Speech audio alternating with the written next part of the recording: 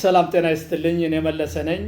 አንድ አጋጣሚ ወይም ደግሞ አንድ ምክር ለመክራችሁ የምፈልገው በምሳሌ አድርጌ ልነግራችሁ የምፈልገው ነገር አለ።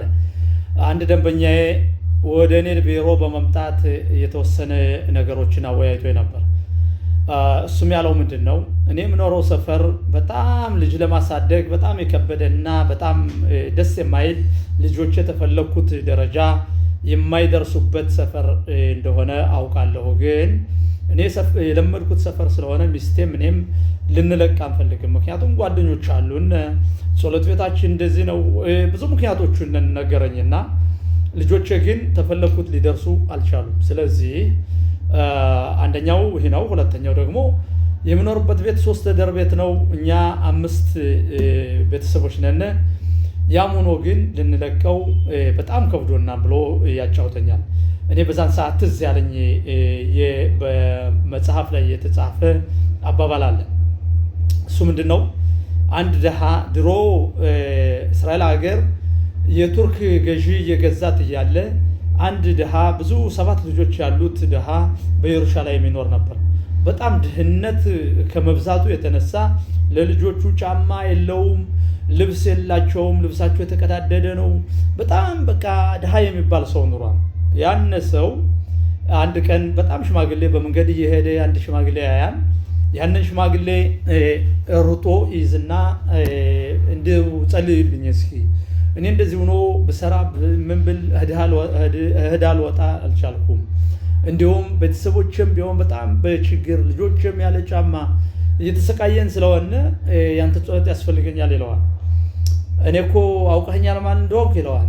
አይ አላወቅኩም፣ ትልቅ ሰው በመሆነ ብቻ እንድትጸልይልኝ ነው የምጠይቅህ ምናምን ሲለው፣ አይ እኔማ ኤልያው ሐናቢ ነኝ፣ ያልከውን ሁሉ ሰምቻለሁ፣ ወደ እግዚአብሔር ወስጄ ጸሎት እንዲሰማልህ እሞክራለሁ ይለዋል።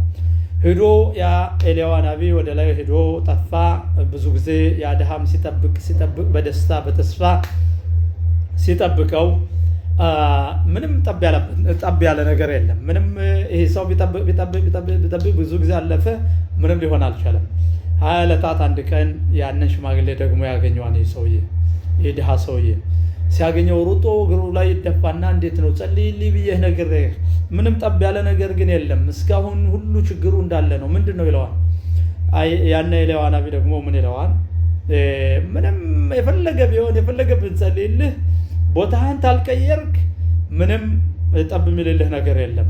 መሻኔ ማኮም መሻኔ ማዛል ይባላል። ይህንን ቦታ ታልቀየርክ የፈለገ ነገር ቢሆን አንተ ሀብታም ልትሆን አትችልም እዚህ ቦታ ብሎ ይለዋል።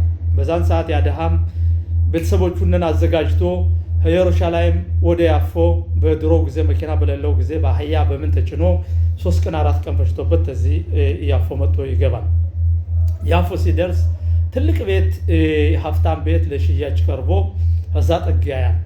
ያንን ቤት ሊገዛ ቆፍቆፎ ሲጠይቅ ይህም ቤት ሊገዛ ነበር ነው የመጣሁትኝ፣ ስንት ነው ዋጋው ብሎ ሲል ያን ሀብታም ይወጣና ዝቅ ብሎ ቀና ብሎ ሁሉን በደንብ ያየውና ልጆች ራሱ የሚለብሱት የላቸው፣ ጫማ የላቸው፣ እንዴት ነው አንተ ይህንን ያክል የሀብታም ቤት መግዛት የምታስበው? እንዴት ብታየው ነው? ይህ እኮ በጣም ብር ነው ይለዋል። በጣም ብዙ ብር ነው ይለዋል። ያን ድሃ ማዝኖ ወደዛ ዞር ሲል በጣም ዝናብ ይዘንባል። ሁሉ ቤተሰቡ ተውጭ ሆኖ ዝናብ ይዘንብባቸዋል። ያን ሀብታም ያይና አይ በዚህ ተጠግተው ይደሩ ብሎ በጓሮ አስጠግቷቸው ለማሳደር ኑ በሉ ዝናቡን አባሩ ብሎ ያገባቸዋል። ማታ ተኝተው እያለ ሚስቱ የዚህ ድሃ ሚስት ምጥ ይዟት ልጅ ትወልዳለች።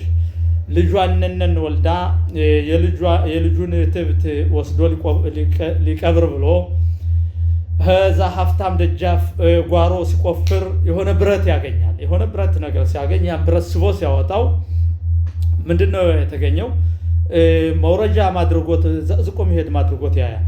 ያንን ማድረጎት ቀስ በቀስ በፍርሃት ቀስ በቀስ የወረደ ያ ድሃ ሲወርድ ታች ምን ያገኛል? ብዙ ኩንታል የሞሉ የወርቅ ኩንታል የሞላ ደርድሮ ያገኛል። ቢያየው ወርቅ ነው።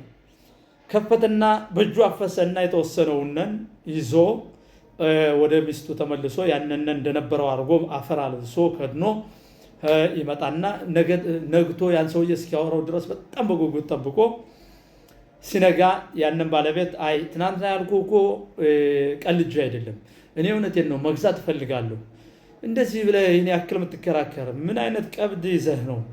ስንት ብር ይዘህ ነው? እስኪ ስጠይ ቀብዱን እንደምትከፍለውን ብሎ ሲለው ያ ሀብታም ያ ድሃ ያንን የወጣ ወርቅ ያፈሳትን ወርቅ የተወሰነውን እንካ እውነተኛ መሆኑንም ወስደህ ፈትሽ አሳይተህ አንደኛ